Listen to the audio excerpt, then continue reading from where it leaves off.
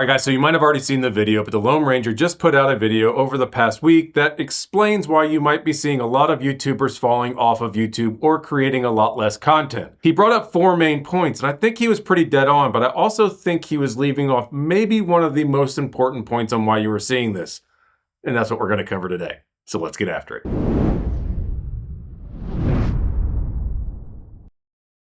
Hey guys, it's Rob Sutton with Bike198, and today we are doing more of a reaction to what the Loam Ranger said, including what I think is the #1 thing that he left out. First off, POV footage. There does seem to be an oversaturation with just regular riding POV footage, which used to be a novelty. So what's ending up happening here is that creators on YouTube that are centered around mountain biking are having to come up with more creative ways to make their videos online.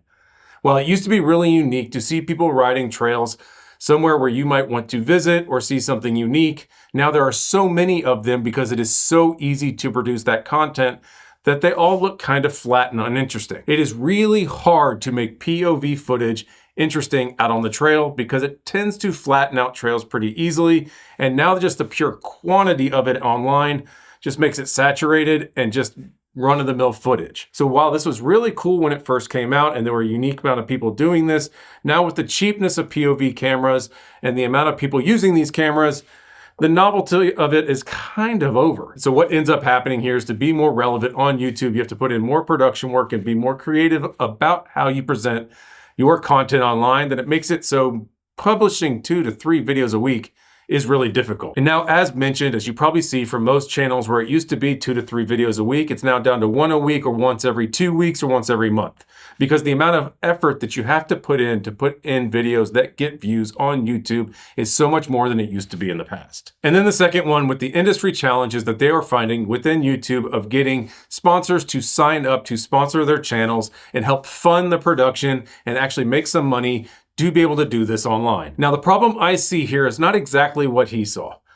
What I think is happening is that a lot of these YouTubers are treating YouTube like a professional mountain biker treats cycling. They're looking for major brands to completely sponsor their YouTube channels to support them online. And as we've seen with professional mountain biking racing, there's only a small percentage of people that are able to do this full-time based off of sponsorships.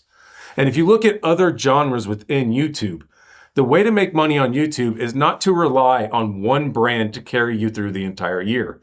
You come up with your own merch line. You try to create a business out of your YouTube channel versus just being basically a sponsored rider. So what a lot of YouTube channels are seeing right now is they're losing these big name sponsorships that carry them throughout the year, and they don't have any other revenue streams to actually fall back on. And that is where I disagree with him when it comes to why YouTube channels are failing when it comes to this aspect. I do think if you're going to be doing the YouTube thing with mountain biking, you need to look into different revenue streams that you can diversify into and quit relying so much on brand deals to keep you afloat. So while a lot of YouTubers are seeing tough times, as he mentions, I think it has to do more with not seeing YouTube for what it is, and do not treat it like you're a professional mountain bike racer or you're going to see the same tough times they do. And then the third one is completely understandable, which he calls personal challenges. I call it the Red Bull effect. He mentions 2 injuries to himself and his wife that made it impossible to actually put out content because they couldn't ride. It also made it difficult to even raise and care for their kids because they were both out at the same period of time with pretty significant injuries. And the reason I call this the Red Bull effect is because you have to put your life in so much danger to actually win that it almost doesn't even become worth it anymore.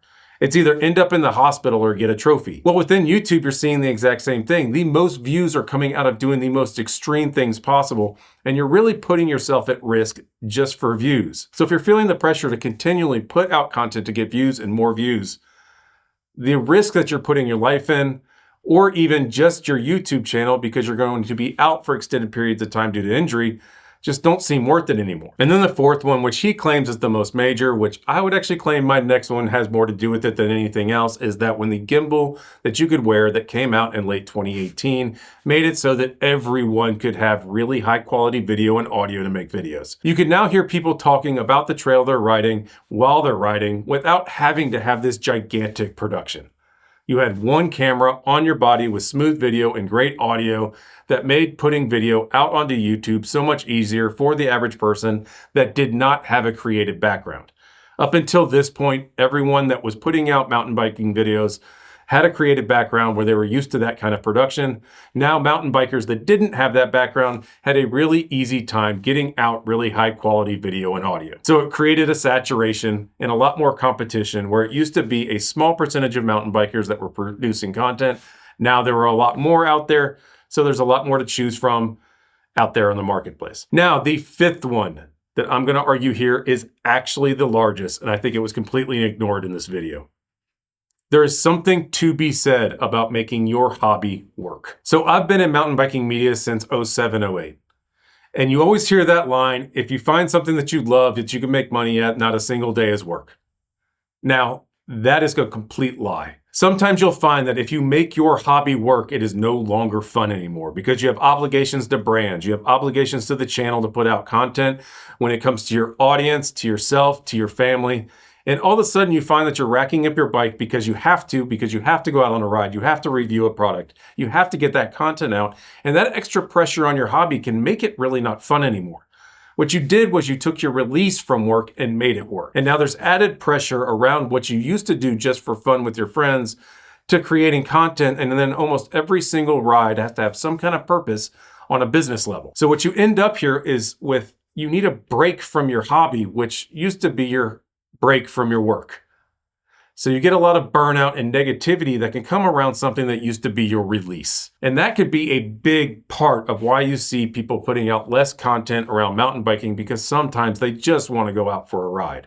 They don't want to have to worry about their YouTube channel. They just want to get out into the woods and do what they love to do. And then when they get out there, they feel like they're missing out on something they need to put into their channel and into their business. And it can create this weird dichotomy of having fun versus work. So there are times that people turn their hobbies into work and it backfires.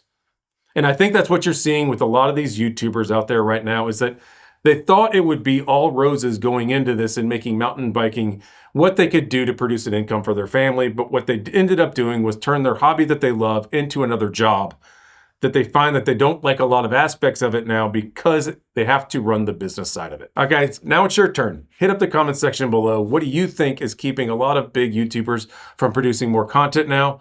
Hit up the comment section below and let me know. And as always, subscribe to Bike 18 for more videos like this in the future. And until then, on to the next one. Thanks, guys. See ya.